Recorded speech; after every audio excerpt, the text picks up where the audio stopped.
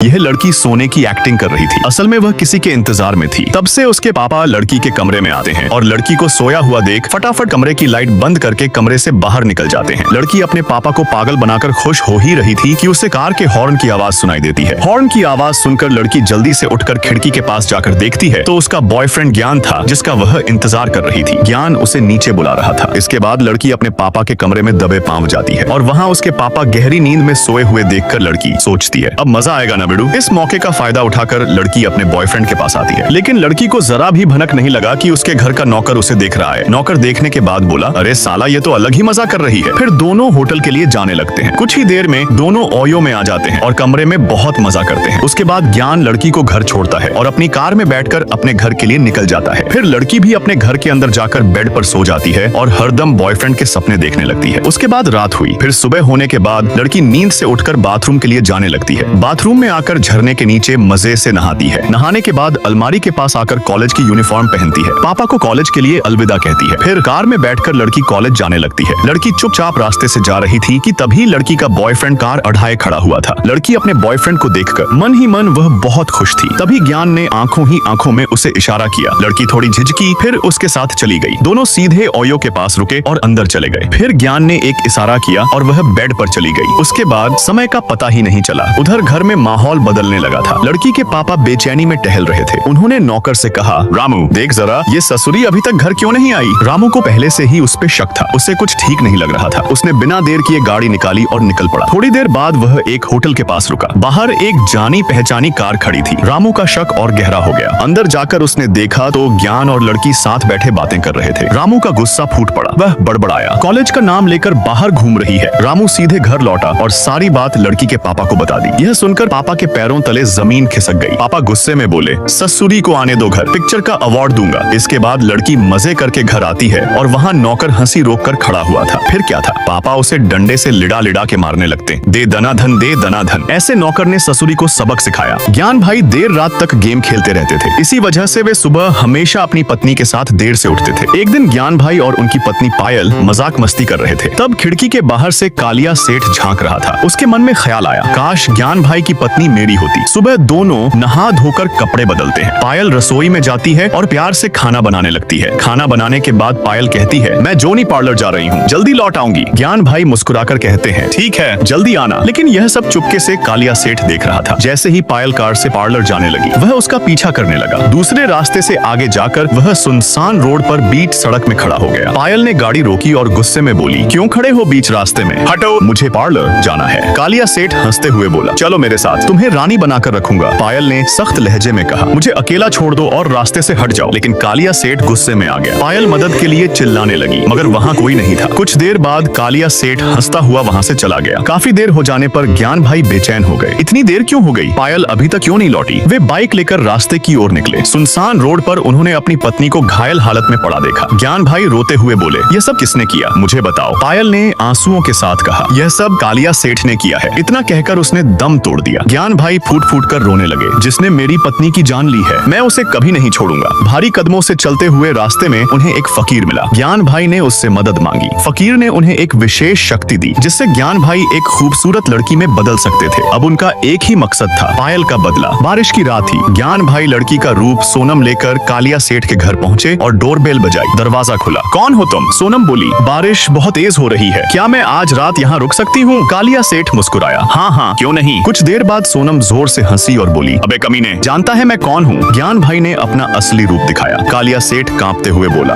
तू ज्ञान भाई। हाँ, ज्ञान भाई बोले, तूने मेरी पत्नी की जान ली थी, अब तेरी सजा तय है। इतना कहकर ज्ञान भाई ने कालिया सेठ का अंत कर दिया। राइस्टार अपने पापा को बाएं बोलकर स्कूल जाने के लिए निकल जाता है। वह सीधा अमित के घर जाकर उसे आवाज लगाता है, जल्दी आजा अमित, स्कूल के लिए देर हो रही है। राइस्टार और अमित दोनों पैदल ही स्कूल के लिए निकल जाते हैं। तभी अमित बोला, राइस्टार तू स्कूल की तरफ चल, मैं घर जाकर आता हूँ। राइस्टार अकेले ही स्कूल जाने लगता है। तभी उसके सामने उसी के स्कूल का लड़का अपनी कार में आता है और राइस्टार से बोलने लगता है, तुझ जैसे गरीब ने अपनी जिंदगी में भी ऐसी कार देखी है क्या। राइस्टार गुस्से में अपने पापा के पास जाता है और बोलता है, पापा मुझे भी एक कार दिला दो, कब तक मैं ऐसे ही पैदल स्कूल जाऊंगा। फिर राइस्टार गुस्से में सो जाता है। अगले दिन राइस्टार के पापा उसे उठाते हैं और बाहर ले जाते हैं, जहां उन्होंने राइस्टार की नई कार खड़ी कर रखी थी। राइस्टार खुशी से झूमकर अपनी न्यू कार अमित को दिखाने जाता है। वहां जाकर राइस्टार ने अमित से बोला, बता अमित कैसी है मेरी न्यू कार? अमित बोला, कार तो अच्छी है यार। तभी अमित के पास एक कॉल आता है। कॉल कटते ही अमित भागता है। राइस्टार भी उसके पीछे भागने लगता है। अमित सीधा एक हॉस्पिटल में जाता है। वहाँ डॉक्टर अमित से बोला, तुम्हारे पापा का जल्दी ही ऑपरेशन करना पड़ेगा, तुम जल्दी से 10 लाख रुपए जमा करा दो। लेकिन अमित के पास इतने पैसे नहीं थे। यह सारी बातें राइस्टार सुन लेता है। वह सीधा अपनी कार लेकर रेड क्रिमिनल के पास जाता है और उसे बोलता है, तुम मेरी यह कार खरीद लो और मुझे 10 लाख रुपए दे दो। रेड क्रिमिनल कार खरीद कर उसे पूरे पैसे दे देता है। फिर राइस्टार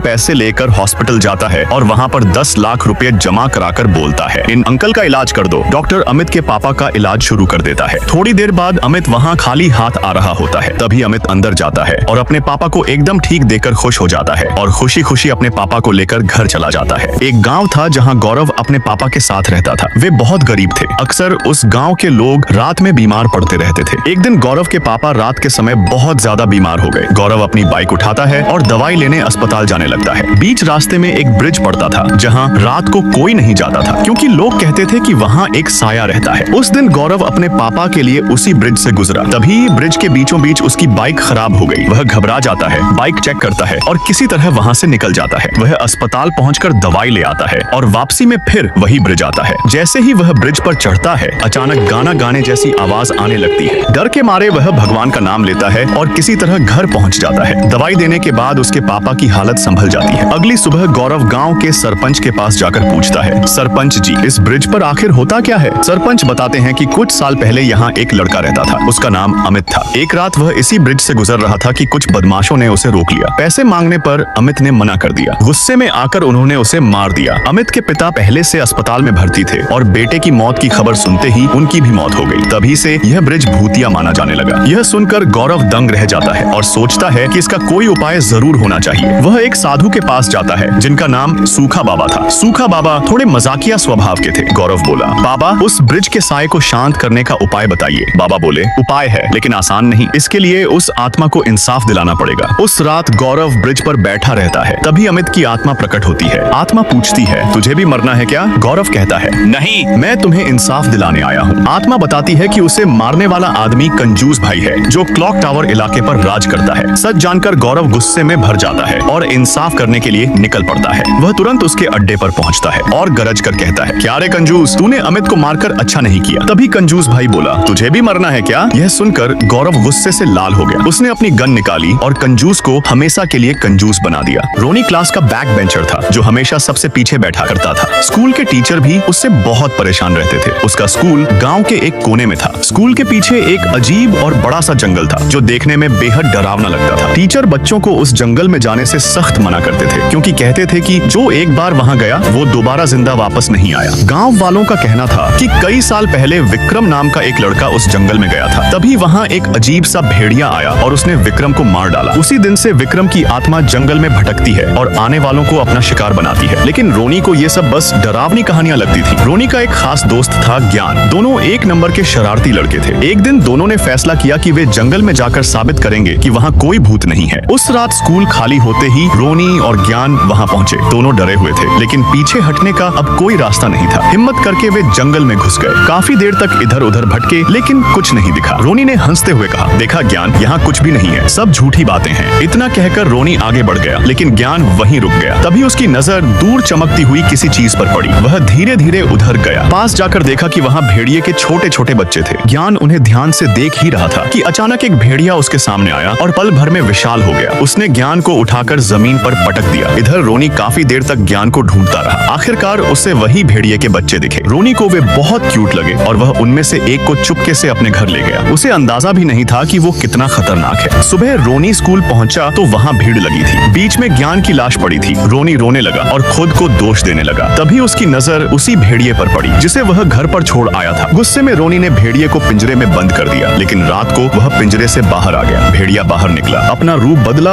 और बन गया जंगल की श्रापित आत्मा। और उसी रात उसने रोनी को भी एक भेड़िए में बदल दिया। अब आत्मा अकेले नहीं था, उसके पास भेड़ियों की एक बहुत बड़ी फौज बन गई थी।